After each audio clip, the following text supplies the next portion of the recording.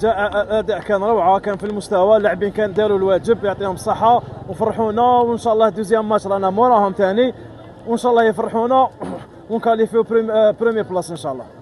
Je suis très content pour la victoire. Merci beaucoup pour les joueurs de l'Algérie. وان شاء الله نروحوا بعيد في التورنوا هذه افون بوركوا با ديمي فينال افيك ماروك. اولا نهنئ الشعب المغربي للتنظيم تاعو، حفاوه الاستقبال كبيره ماشي شي جديد على الاخوه المغاربه.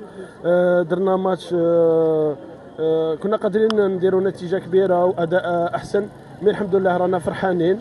نكملوا سلسله الانتصارات كما الاخوه المغاربه والتوانسه، ونتمنى حد موفق لكل المسلمين والعرب في المشاركه، ونهنئكم كثير على التنظيم، على حفاوة الاستقبال. الحمد لله رانا فرحانين بيناتكم. Pour ce premier match, on est vraiment content. Ça s'est super bien passé. Un grand Mahrez.